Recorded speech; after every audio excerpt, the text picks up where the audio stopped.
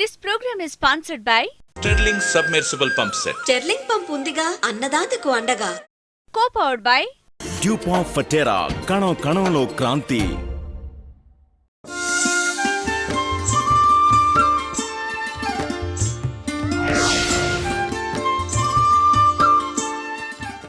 రైతు సోదరులకు శుభోదయం.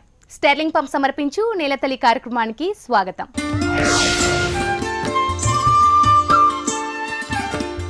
వ్యవసాయం కలిసి రావాలంటే అందుబాటులో ఉన్న ఆధునిక టెక్నాలజీని అందిపుచ్చుకోవాలి. కొత్త పరికరాలను ఉపయోగించాలి. తక్కువ నీటితో అధిక దిగుబడులను పొందే పంటలను పండించాలి. పెట్టుబడులు కాస్త ఎక్కువైనా దానికి ఎన్నో రెట్లు లాభాలు వచ్చే విధానాలను అనుసరించాలి. అప్పుడే వ్యవసాయంలో నష్టాలను తగ్గించుకొని లాభాలను పొందవచ్చు. అలాంటి విధానమే పాలీహౌస్ సాగు. ఏడాదిలో 365 రోజులు పంటలు పండించుకోవచ్చు. మరి ఇవాల్టి నేలతల్లిలో పాలీహౌస్లో క్యాప్సికమ్ సాగు విధానాలను తెలుసుకుందాం.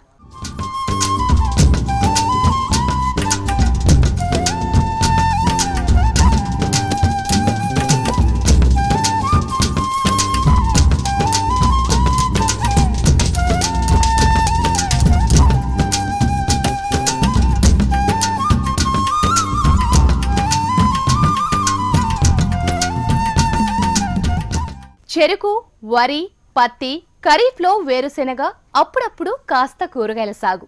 ఇది సాధారణంగా రైతులు సాగు చేసే పంటలు.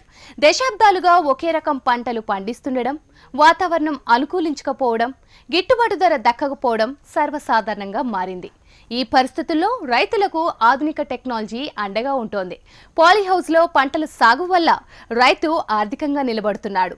అందులోనూ సంవత్సరం పొడవునా డిమాండ్ ఉన్న క్యాప్సికమ్ సాగు ద్వారా రైతు మంచి లాభాలు పొందే అవకాశం ఉంది.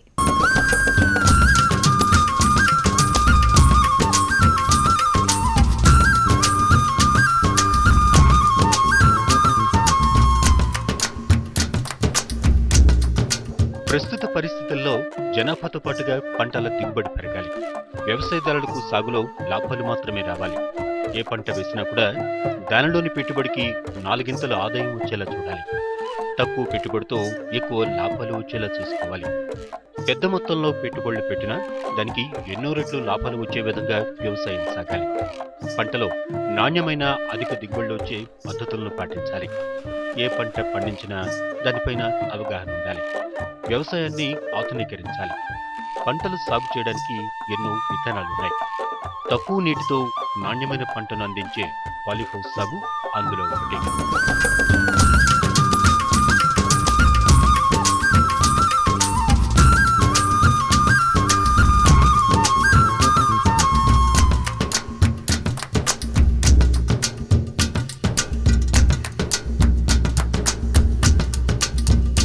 ప్రపంచీకరణ, జీవనశైలిలో మార్పుతో పాటుగా ఆహారపు అలవాట్లలో కూడా ఎన్నో మార్పులు గమనిస్తున్నాం.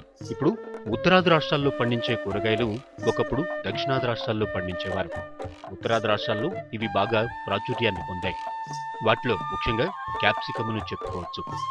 ఇది సిమ్లా మిర్చి, బెంగళూరు మిర్చిగా ప్రసిద్ధిగాంచింది. క్యాప్సికమ్ను సంవత్సరం పొడవునా వినియోగిస్తూ ఉండడం, మిగతా కూరగాయల కన్నా అధిక ధర పలకడం వల్ల రైతాంగం ఈ పంట వైపు మొగ్గు చూపుతున్నారు.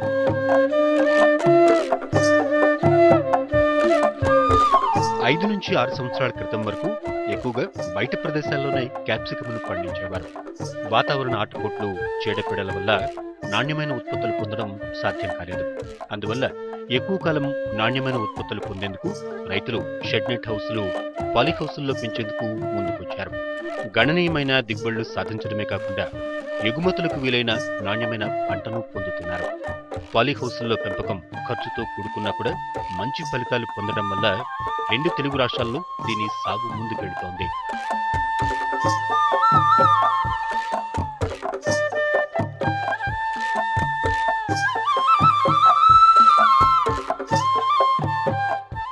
ఆధునిక పద్ధతుల్లో చేపట్టే పాలీహౌస్ సేద్యం ఎంతో సులభం.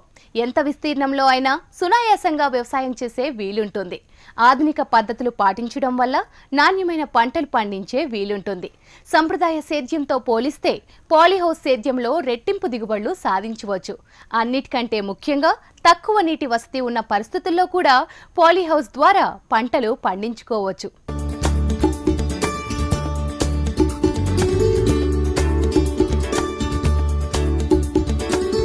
పాలీహౌస్లో తక్కువ విస్తీర్ణంలో ఎక్కువ సాంద్రతలో మొక్కలు నాటవచ్చు. ఒకసారి నాటిన మొక్కలు 8 నుంచి 10 నెలల పాటు కాపునిస్తాయి.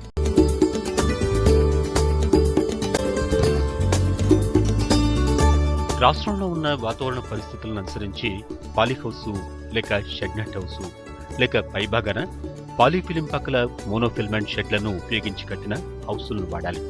తెలంగాణ రాష్ట్రంలో అధిక ఉష్ణోగ్రతలు నమోదు కాని జిల్లాలు, పొడి వాతావరణం, రాత్రి పగటి ఉష్ణోగ్రతల్లో అధిక వ్యత్యాసం ఉన్న ప్రాంతాలు యోగ్యంగా ఉంటాయి.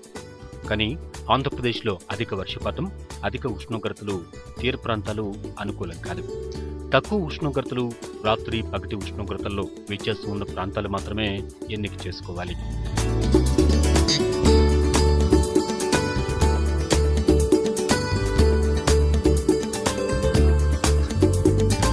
తక్కువ కాలం అంటే 4 నుంచి 6 నెలల్లో పంట తీసుకోవాలనుకున్న రైతులు షెడ్ నెట్ హౌసులు ఉపయోగించాలి. పాలీహౌస్లు ఖర్చుతో కూడుకున్న వ్యవహారం, కానీ 10 నెలల పాటు నాణ్యమైన ఉత్పత్తులను సాధించవచ్చు. పాలీహౌసుల్లో వాతావరణాన్ని నియంత్రించడం వల్ల ఎక్కువ దిగుబడులను సాధించవచ్చు. రంగురంగుల క్యాప్సికమ్ను పండించాలంటే రైతులకు పాలీహౌస్లే ఉపయోగం. మొక్కలు మోనోఫిలమెంట్ షెడ్ వాడినా వర్షం కురిసినా కూడా పక్క నుంచి నీరు ఎక్కువగా లోపలికి రాదు. అదేవిధంగా గాలి 4 వైపులా లోపలికి వీచేందుకు అవకాశం ఉండడం వల్ల దిగుబడులు, నాణ్యత పాలీహౌస్లో పండించిన వాటితో పోటీ పడతాయి. కొంత తక్కువ ఖర్చు అవడం వల్ల రైతులు పాలీషెడ్ నెట్ హౌస్లో క్యాప్సికమ్ను పండించుకోవచ్చు.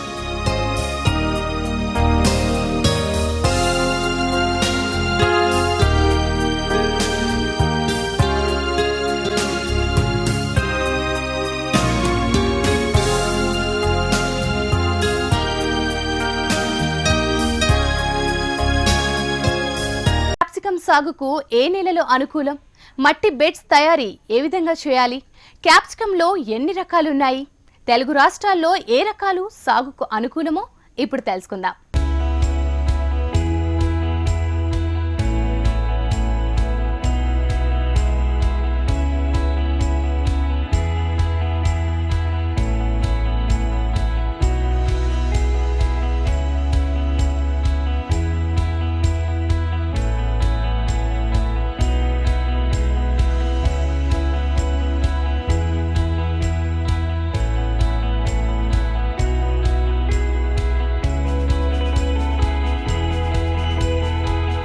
పాలీహౌసుల నిర్మాణానికి గాలి వీచేందుకు అడ్డంకులు లేని ప్రదేశం, విస్తారంగా వెలుతురు ఉన్న ప్రాంతం శ్రేయస్కరం.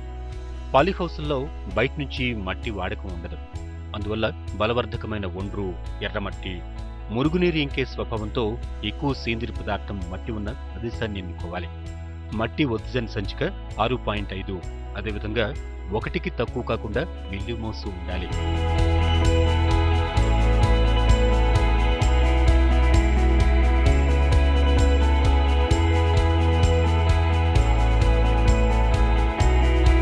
క్యాప్సికం మొక్కలను ఒకసారి నాటితే 10 నెలల వరకు దిగుబడిస్తాయి. సేంద్రియ పదార్థం ఎక్కువగాను, త్వరగా చివికిపోని ఎరువులు వాడినట్లయితే నాణ్యమైన దిగుబడులను పొందొచ్చు. అంతేకాకుండా మొక్కల పెరుగుదల నియంత్రించబడి చీడపీడలు లేకుండా చేసుకోవచ్చు. అందువల్ల పాలీహౌస్ను కట్టే ప్రాంతంలో ముందుగా పొలాన్ని 30 నుంచి 45 సెంటీమీటర్లు లోతుగా దున్నుకుని ఆఖరి దుక్కిలో 60:40 నిష్పత్తిలో సులువుగా తక్కువ ఖర్చుతో దొరికే సేంద్రియ ఎరువులను వేసి దున్నిన తర్వాత బెడ్స్ను తయారు చేసి ఫార్మాల్డిహైడ్తో శుద్ధి చేయాలి. వారం రోజుల తర్వాత నీటితో బాగా తడిపి మట్టిని, ఎరువును బాగా కలిపి భూమిపై నుంచి 30 సెంటీమీటర్ల ఎత్తులో 70 సెంటీమీటర్ల వెడల్పుతో బెడ్స్ను తయారు చేసుకోవాలి. బెడ్కు మధ్య 30 నుంచి 40 సెంటీమీటర్ల దారిని ఏర్పాటు చేయాలి.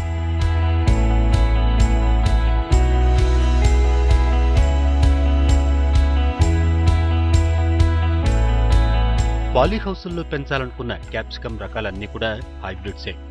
ఏ రకమైనా కూడా ఎకరానికి 40 నుంచి 50 టన్నుల దిగుబడినిస్తుంది. 10 నెలలకు తగ్గకుండా 10 నుంచి 15 అడుగులు ఎత్తి పెరిగే రకాలై చీడపీడలను, వాతావరణ మార్పులను సమర్థవంతంగా ఎదుర్కొనే వాటిని ఎంచుకోవాలి.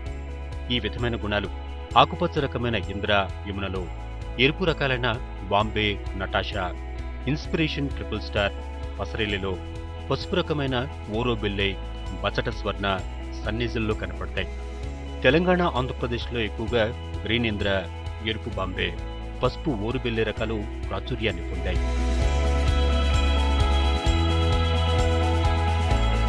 గ్రీన్ రకం దిగుబడి ఎక్కువ కాలం కాస్తుంది. వాతావరణ ఆటుపోట్లను ఇది బాగా తట్టుకుంటుంది. అదే ఎరుపు రకమైతే పసుపు రకం కన్నా కూడా ఎక్కువ దిగుబడినిస్తుంది. ఇది 8 నెలలు మాత్రమే దిగుబడినిస్తుంది. ఎరుపు, పసుపు, పర్పుల్ రకాలు ఎక్కువగా హోటళ్లలో విదేశీ వంటల తయారీలో వాడతారు. అందువల్ల రైతులు ఆ రకాలను పండించాలనుకున్నా ముందుగా మార్కెట్ అవసరాలు, వివరాలు తెలుసుకోవాలి. గ్రీన్ రకం కూరగాయగా అన్ని తరగతుల వారు వినియోగిస్తూ ఉండడం వల్ల గిరాకీ సంవత్సరం పొడవునా ఉంటుంది.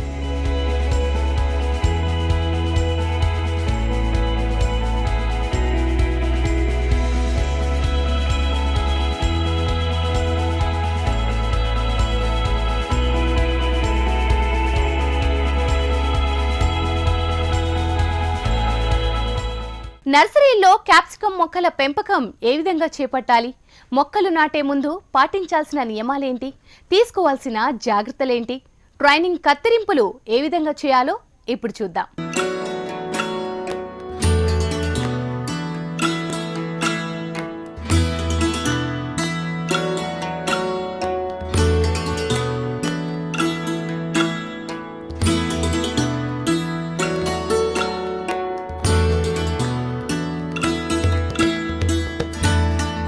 ఒక ఎకరా పాలీహౌస్లో క్యాప్సికమ్ నాటేందుకు 16 నుంచి 18,000 మొక్కలు అవసరమవుతాయి.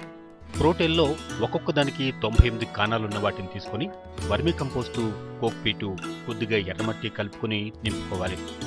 1 ఎకరా నారు తయారు చేయడానికి 150 నుంచి 180 గ్రాముల విత్తనం అవసరమవుతుంది. విత్తనాలను ముందుగా తయారు చేసుకున్న ప్రోటేల్లో విత్తుకుని దానిపై కొద్దిగా కోక్పీట్ని చల్లుకోవాలి. వారం రోజుల తర్వాత విత్తనాలు మొలకెత్తడం మొదలవుతుంది. మొలకెత్తిన 10 నుంచి 15 రోజులకు మోనో అమోనియం ఫాస్ఫేట్ను లీటర్ నీటిలో 3 గ్రాములు కలిపి మొక్కలకు అందించాలి. మొలకెత్తిన 20వ రోజు మొక్క నాటేందుకు ముందుగా కాపర్ ఆక్సిక్లోరైడ్ మందును లీటర్ నీటిలో 10 గ్రాములు కలిపి లీటర్ నీటిలో 3 గ్రాములు కలిపి మొక్క మొదళ్ల దగ్గర పోయాలి. తర్వాత లీటర్ నీటిలో 0.3 మిల్లీలీటర్ల ఇమిడాక్లోప్రేట్, 1 గ్రాము క్లోరోఫెనోల్ కలిపి పిచికారీ చేయాలి.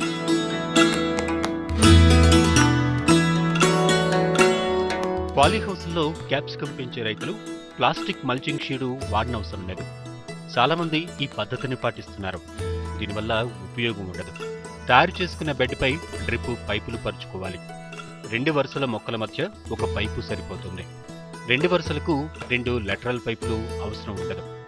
మొక్కలను త్రిభుజాకారంలో వరుసల మధ్య 45 సెంటీమీటర్లు, మొక్కల మధ్య 30 సెంటీమీటర్లు లేక మొక్కల వరుసల మధ్య 45 సెంటీమీటర్ల దూరంలో నాటుకోవచ్చు.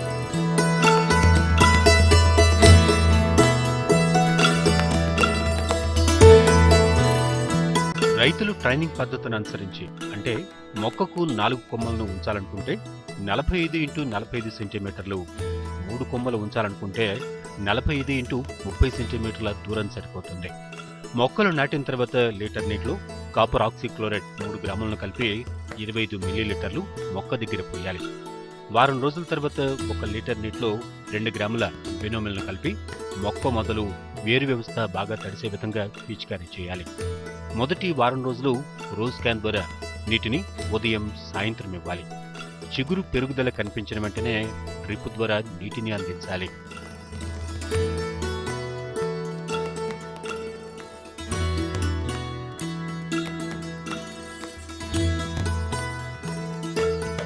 మొక్కలు నాటిన 20 రోజులకు 1 అడుగు ఎత్తు పెరిగి తలభాగం 4 కొమ్మలుగా పెరుగుదల కనపడుతుంది. రైతులు 3 నుంచి 4 కొమ్మలు పైకి పెరిగే విధంగా పైనుంచి ప్లాస్టిక్ పురుకోసనుగానే కిందికి వదిలి తాడు చివర కొమ్మలకు వదులుగా కట్టాలి. ప్రతి కొమ్మ కణుపు దగ్గర 2 కొత్త కొమ్మలు కనపడతాయి. ఇందులో ఒకటి బలిష్టంగాను, రెండోది బలహీనంగాను ఉంటుంది. బలిష్టంగా ఉన్న కొమ్మను ముందుకు పెరగనిచ్చి బలహీనంగా ఉన్న చిగురును 8 నుంచి 10 రోజులకు ఒకసారి కత్తిరించాలి. బలహీనంగా ఉన్న చిగుర్లు తీసిన తోటల్లో ఖాళీ ఏర్పడి దిగుబడులు ఎక్కువగా ఉంటాయి. ఈ విధంగా మొక్కపై ఉంచిన 3 నుంచి 4 కొమ్మలను 10 అడుగుల ఎత్తు వరకు తాడు సాయంతో తీసుకెళ్లాలి. కొమ్మ పెరుగుతున్నప్పుడు తాడు, కొమ్మను కలిపి బజార్లో దొరికే ప్లాస్టిక్ హుక్ను ఉపయోగించి ముడివేసుకున్నట్లయితే తక్కువ ఖర్చుతో ఎక్కువ మొక్కలు, కొమ్మలను త్వరగా ట్రైన్ చేసుకోవచ్చు. మొక్కలు పైకి పెరుగుతున్నప్పుడు కింది ఆకులు అంటే 4 కొమ్మల కింద ఉన్న వాటిని పూర్తిగా తీసివేసినట్లయితే గాలి ప్రసరణ బాగా ఉంటుంది. కొమ్మలు 10 అడుగులు పెరిగిన తర్వాత పక్కకు ఉంచినట్లయితే 20 నుంచి 30 రోజుల వరకు ఎక్కువ దిగుబడిని సాధించవచ్చు.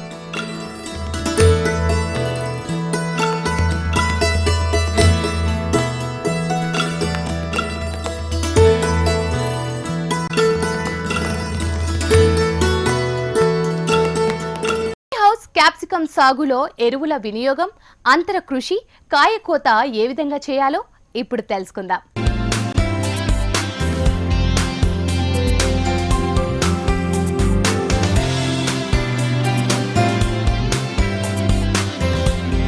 బెడ్స్ తయారీలో ఎక్కువగా సేంద్రియ ఎరువు, జీవన ఎరువులు వాడిన తర్వాత రసాయన ఎరువుల వాడకాన్ని బాగా తగ్గించాలి. మొక్కలు 4 నుంచి 5 అడుగుల ఎత్తు మంచి పూత మీద ఉన్నప్పుడు ఎకరానికి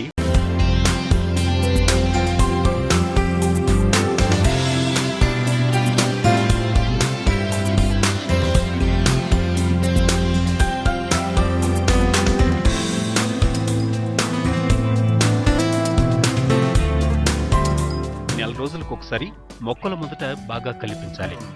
దీనివల్ల కొత్త వేర్లు వచ్చి ఇచ్చిన ఎరువులను తీసుకుని దిగుబడి పెరుగుతుంది. కాయ కాసిన తర్వాత అవసరం లేని ఆకులు, ఒత్తుగా ఉండి కాయ పెరుగుదలను నిరోధించే కొమ్మలను సమయానుకూలంగా తొలగించాలి. కొమ్మలన్నింటినీ తాడు ద్వారా తలలు పైకి చూసే విధంగా ప్లాస్టిక్ హుక్ ద్వారా కట్టించాలి. కొమ్మల తలలు కిందికి వాలి పైకి పెరగవు. అక్కడితో పెరుగుదలాగి దిగుబడి ఆగిపోతుంది.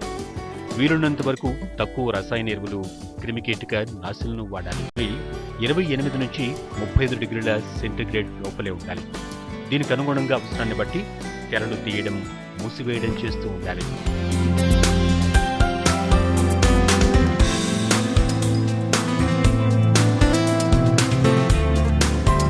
50 రోజుల వరకు 4 నుంచి 5 రోజుల వ్యవధిలో కాయలను కోయాలి. గ్రీన్ రకం మంచి పరిమాణం, ఆకృతిలో 150 నుంచి 170 గ్రాముల బరువుతోనూ బాగా ఆకుపచ్చగా ఉన్నప్పుడు, పసుపు రకం కాయ 75% పసుపుగా మారినప్పుడు, ఎరుపు రంగు రకం 100% ఎరుపుగా మారిన తర్వాత వాటిని ముచ్చలతో పాటుగా సికేచర్తో కత్తిరించాలి.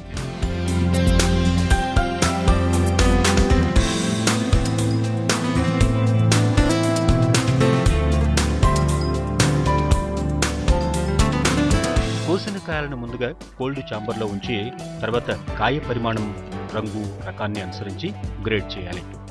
గ్రేడ్ చేసిన కాయలను పేపర్ కార్బన్స్ 2 నుంచి 5 గ్రాముల పరిమాణంలో ప్యాక్ చేసి 7 నుంచి 8 డిగ్రీల సెంటీగ్రేడ్లో 45 నుంచి 60 రోజుల వరకు నిల్వ చేసుకోవచ్చు. 1 ఎకరాలో 40 నుంచి 50 టన్నుల వరకు దిగుబడిని పొందవచ్చు. రైతులు ఏప్రిల్ నెలలో క్యాప్సికం తీసిన తర్వాత బీరకాయ పాదులు లేక వేసవికి కొత్తిమీర, ఆకుకూరలు పెంచుకుని మంచి లాభాలను పొందవచ్చు. మళ్ళీ జూలై, ఆగస్టు నెలల్లో క్యాప్సికమ్ను నాటుకోవచ్చు.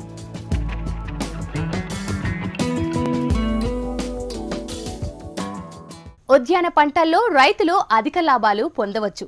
హరితవనంలో పంట సాగుకు పెట్టుబడి కాస్త ఎక్కువే అయినా ప్రభుత్వం వివిధ పథకాల కింద రాయితీలను అందిస్తోంది. క్యాప్సికం లాంటి ఉద్యాన పంటల సాగుకు రైతులు సకాలంలో సస్యరక్షణ, ఎరువుల యాజమాన్యం మెలకువలు పాటిస్తే మంచి దిగుబడును సాధించడంతో పాటు లాభాలు పొందవచ్చు. గిట్టుబాటు ధరలు ఆశాజనకంగా ఉంటాయి. ఇది ఇవాల్టి స్టెర్లింగ్ పంప్ సమర్పించు నెలతెలి కార్యక్రమం. నమస్తే.